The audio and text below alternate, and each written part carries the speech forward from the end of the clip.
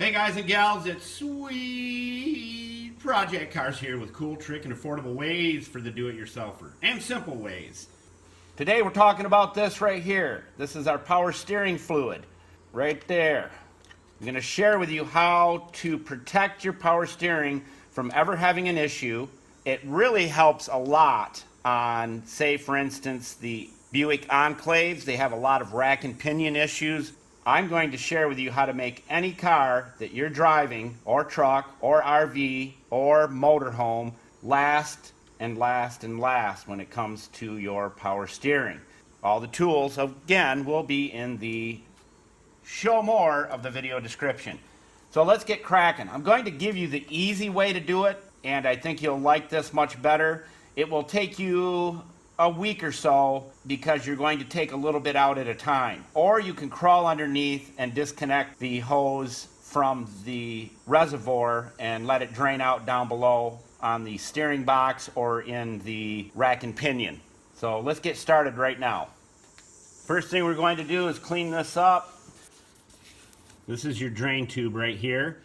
That's what I'm talking about, just so you know. You can disconnect this clamp, pull the tube off there, but we don't want to take a chance of breaking anything. This is really the easiest, best way to do it.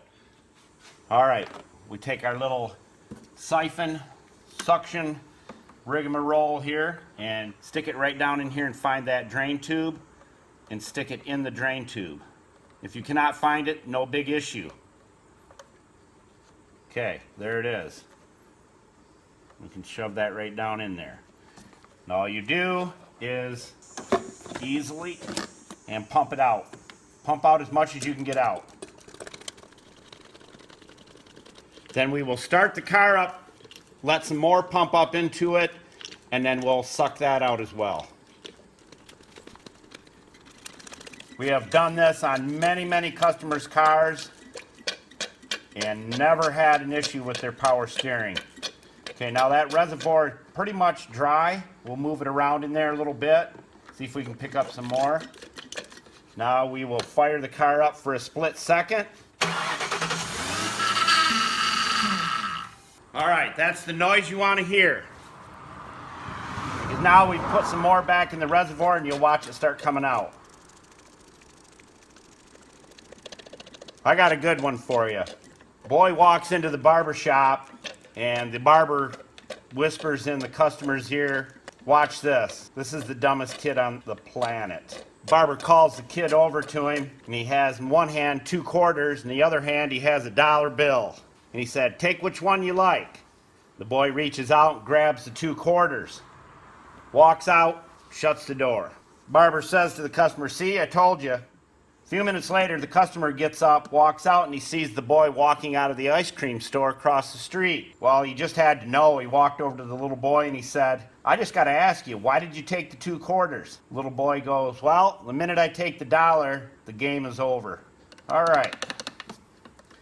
Now that we've done that, we've pulled out quite a bit, and that's the whole key behind it. And I'll show you that here. If you can see that, it's quite a bit in there, at least a pint and a half. This is the only full synthetic power steering fluid we found that this works with. All you do is put it back in. When you get your products that have foil in the top, we highly suggest that you pop a hole in it and peel it up. Most people go and push it down in with their finger and push it to the sides. That's not the way to do it because that foil is actually pretty stiff. By pulling it up out of the way, you make and rip it off and making sure that you do not get it down into wherever you're dumping your product, because if you get it down in here and it goes into your pump or anything, whether it's your motor or anything, last thing you want, whether it caused an issue with a moving part, but if it plugs off a area where fluid has to go through and it starves out an area, then you could have issues. And we only know this through the School of Hard Knocks, our best teacher.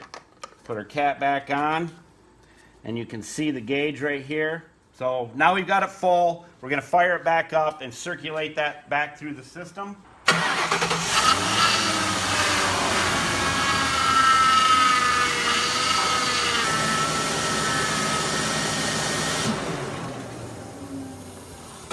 And we turn the steering wheel a few times each way. Now we'll look at our level.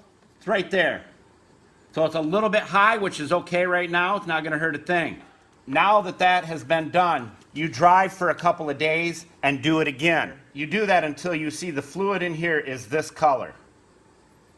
Beautiful purple. And as you can see, the noise goes away and it'll sit right here and purr, and your steering will be a lot smoother. Now we'll probably do this 2 more times in order to get that purple color that I told you about. Have a great day, my friends, and don't forget our rust proofing series. It's going to be awesome. They're coming out right now. Make sure you save them so that you have all of them in the series 1, 2, 3, 4, 5, 6, 7, 8, 9, 10, or however many there are.